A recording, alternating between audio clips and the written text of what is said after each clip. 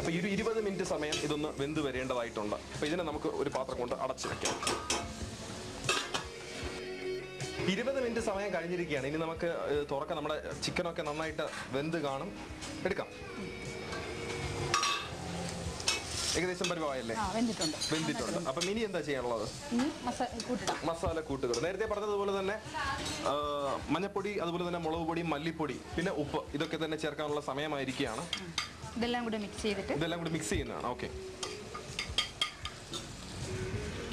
പിന്നെ തേങ്ങ ചിരകിയത്, ഒരു അര തേങ്ങ ചിരകിയതും കൂടി ഇതിനോട് മിക്സ് ചെയ്തു. മിക്സ് ചെയ്യുന്ന കാര്യം പ്രത്യേകം ശ്രദ്ധിക്കുക. മഞ്ഞപ്പൊടി, മല്ലിപ്പൊടി, മുളക് പൊടി, പിന്നെ ഉപ്പ്, പിന്നെ തേങ്ങ ചിരകിയത്, ഇതും കൂടി എല്ലാം കൂടി മിക്സ് ചെയ്തിട്ടാണ് ഇതിലേക്ക് ചേർക്കുന്നത്.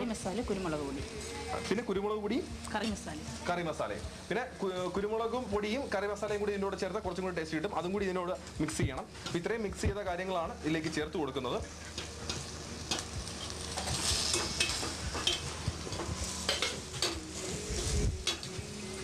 ഇത് നന്നായിട്ടൊന്ന് ഇളക്കി കൊടുക്കുക. ഇനി എന്താ ചെയ്യാനുള്ള? ഇനി ഇത് അടച്ചു വെച്ച് ഉപ്പ് കൂടെ മിക്സ് ചെയ്തിട്ട് ഇതിലേക്ക് ഇട്ട് കൊടുക്കാം.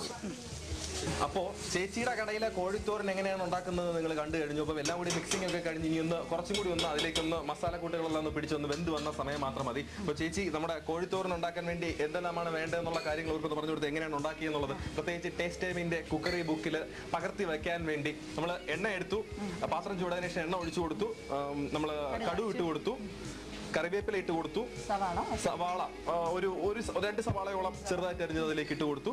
നന്നായിട്ട് ഒന്ന് ഇളക്കി വറ്റൽമുളക് ഇതിലേക്ക് ഇട്ട് കൊടുത്തു. പിന്നെ ഇഞ്ചിയും പച്ചമുളകും എല്ലാം, പച്ചമുളക്, വെളുത്തുള്ളി ഇതെല്ലാം സവാളയിൽ ചേർത്ത് വഴറ്റിയിട്ട് ഓക്കെ ചിക്കൻ അതിനകത്ത് 10 മിനിറ്റ് ചിക്കൻ വേണ്ടതിന് ശേഷം മസാലക്കൂട്ടും തേങ്ങ, പച്ചമുളകും ഇഞ്ചിയും അതുപോലെ തന്നെ സവാളയും ഒക്കെ മിക്സ് ചെയ്ത് നന്നായിട്ടൊന്ന് ചിക്കനുമായിട്ട് വേവിച്ചെടുത്ത്. പ്രത്യേകിച്ചും ചിക്കൻ എടുക്കുമ്പോൾ ശ്രദ്ധിക്കേണ്ട കാര്യം ആ ബോൺ ഉള്ള ചിക്കൻ തന്നെ എടുക്കണം. ആദ്യം പറഞ്ഞാൽ എന്നാലും ടേസ്റ്റ് കൂടുതൽ കിട്ടത്തുള്ളൂ.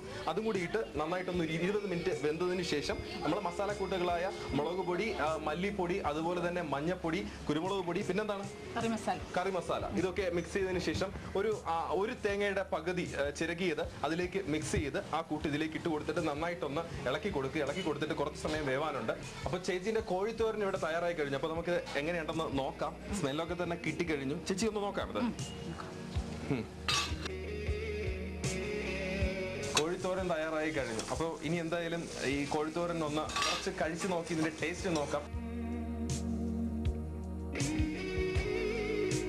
കോഴിത്തോരൻ ഇവിടെ തയ്യാറായി കിട്ടിക്കഴിഞ്ഞു. ഇനി ഒന്ന് കഴിച്ചാൽ മാത്രം മതി. ഇതിന്റെ ടേസ്റ്റ് നോക്കട്ടെ എങ്ങനെയുണ്ടെന്ന്.